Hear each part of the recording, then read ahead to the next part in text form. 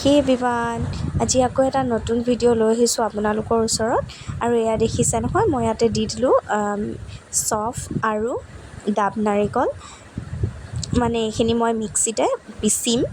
তাতে দি দিম মই এটা ইলাচি আৰু লং দালচেনি সেইখিনি দি ধুনীয়াকৈ মই এয়া দেখিছে নহয় গুড়ি পাউডাৰ এটা বনাই ল'লোঁ মানে মই বনাব লৈছোঁ আজি চাহৰ লগত খাব পৰা এটা নাস্তা যাক আমি খেজুৰি বুলি কওঁ ঠাই বিশেষে ইয়াৰ নামটো বেলেগ বেলেগ হ'বও পাৰে মই নাজানো আপোনালোকে য'ত কোনে কোনে কি নাম দিনো মানে এই নাস্তাবিধৰ নাম কি সেইটো আপোনালোকে যদি জানে তেতিয়াহ'লে কৈ দিব আৰু আমি ইয়াক খেজুৰি বুলি কওঁ আৰু তাৰ কাৰণে মই ইয়াতে লৈ ল'লোঁ দুটা কণী তাৰপিছত ইয়াত একো জুখিবলগীয়া বা জোখ মাখত বস্তু ল'বলৈ লাগিব বুলি একো কথা নাই ইয়াত মানে দুটা কণী লৈছোঁ মই আৰু মিঠা বেছি খোৱা মানুহে অলপ মিঠা চেনি বেছি দিব পাৰে মিঠা হ'বৰ কাৰণে আমি যিহেতু কম খাওঁ সেইটো কাৰণে চেনি দিছোঁ কমকৈ দিছোঁ 1 কাপ দিছোঁ মই সৰু চাহৰ কাপ এটা দি 1 কাপ দিছোঁ আৰু তাতে মই ৰিফাইন দি দিছোঁ 1 কাপ আৰু এইখিনি ধুনীয়াকৈ মই প্ৰচেছটো হৈছে প্ৰথমে কেক ফেটাৰ নিচিনাই কেকত যেনেকৈ আমি কেক বনাবৰ কাৰণে ফেটিব লাগে সেই তেনেকৈ মই গোটেইখিনি দি ধুনীয়াকৈ ফেটি লৈছোঁ তাৰপিছতে মই ইয়াত দি দিম বেকিং পাউডাৰ ইফালে মই বেকিং পাউডাৰখিনি দিলোঁ খালি এইটো স্কিপ হৈ গ'ল আচলতে দেখুৱাব নোৱাৰিলোঁ আপোনালোকক আৰু এয়া সেইখিনি মই মিক্স কৰি অলপ দেৰি ভালদৰে ফেটি দিয়াৰ পিছত মানে এনেকুৱা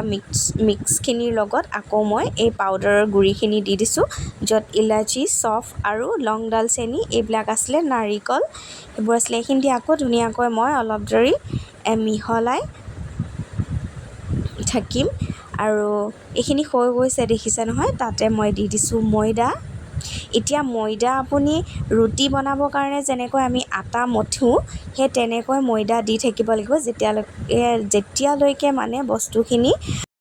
ৰুটি বনাব পৰা আটাখিনি যেনেকৈ আমি মঠোঁ সেই তেনেকুৱা জোখৰ হৈ নাযায় তেতিয়ালৈকে আমি ইয়াত ময়দা দি ধুনীয়াকৈ খচি থাকিব লাগিব চ' মই সেইটোৱে কৰি আছোঁ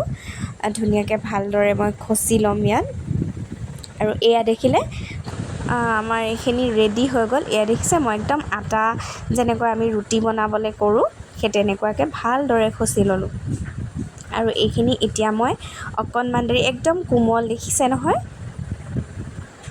কোমল হৈছে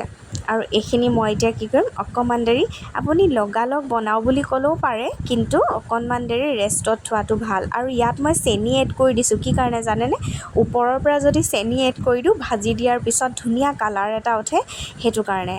আৰু মই ইয়াত 1 ঘণ্টামান ফ্ৰিজত ৰেষ্টত থাকিব দিলোঁ আৰু তাৰপিছত উলিয়ালোঁ ওলাই এতিয়া মই ধুনীয়াকৈ ইয়াৰ সৰু সৰুকৈ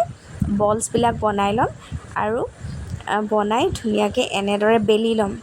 আৰু এইফালে ৰুটিখনৰ নিচিনা সমানকৈ বেলি ল'লোঁ কিন্তু ৰুটিৰ নিচিনা পাতল কৰিব নালাগে যিহেতু এইখন বিস্কুটৰ নিচিনা হ'ব সেইকাৰণে অকণমান শকত থ'ব লাগে আৰু মই এনেকুৱা ইয়াত মানে মই বেলেগ ডিজাইনত বনাওঁ কিন্তু ইয়াত মই মানে চিম্পলকৈ এনেই আপোনালোকক দেখুৱাবৰ কাৰণেহে মই এনেকৈ হেৰি কৰিছোঁ মই 3টা ষ্টাইলত ইয়াত বনাই আপোনালোকক দেখাম আপোনালোকে চাই থাকক দেই এটা এনেকৈ কাটিলোঁ 4চুকীয়াকৈ তাৰপিছত মই কিন্তু এনেকৈ বনাওঁ এই দেখিছে নহয় গিলাচ এটা ল'লোঁ সৰুকৈ আৰু গিলাচ লৈ এনেদৰে কাটি দিম এয়া দেখিছে এইটো কিন্তু মোৰ বিৰাট ভাল লাগে মই এনেকৈ বনাওঁ কিন্তু মই সেইটো সোনকালে হ'ব বুলি তেনেকৈ কাটি দিলোঁ এইটো আমাৰ ঘৰত বনালে এনেকুৱাকৈ বনোৱা হয় সৰু গিলাচ এটা লৈ ধুনীয়াকৈ চুকীয়া চুকীয়াকৈ কাটি দিলে এটা ধুনীয়া ডিজাইন হৈ যায়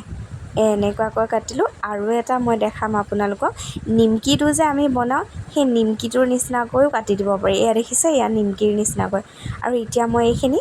ফ্ৰাই কৰি ল'ম এইবোৰ বস্তু ফ্ৰাই কৰোঁতে আপুনি গেছৰ ষ্টিমটো কমাই ল'ব ল' ফ্লেমত ভাজিলে বেছি ভাল নহ'লে মানে কি হয় ভিতৰত কেঁচা থাকি যায় আৰু ওপৰত সোনকালে কালাৰটো হৈ যায় এতিয়া মই আপোনালোকক কওঁতে মোৰ নিজৰে তেনেকুৱা হ'ল যে কেৰাহীখন বহুত বেছি গৰম হৈ আছিলে আৰু মই তাতে দি দিয়াৰ কাৰণে মানে কি হ'ল গোটেইখিনি প্ৰথমৰখিনি কালাৰটো পূৰা বেয়া হৈ জ্বলি গ'ল আচলতে আৰু এয়া দেখিছে নহয় মোৰ খেজুৰি বনাই ৰেডি। আৰু এইটো আপোনালোকে বহুত দিনলৈকে ষ্ট'ৰ কৰি ৰাখিবও পাৰে দেই। আৰু এইফালে মই চাহৰ নাস্তা যেতিয়া বনালোঁ তেতিয়াহ'লে চাহ অকণমানতো খাবই লাগিব।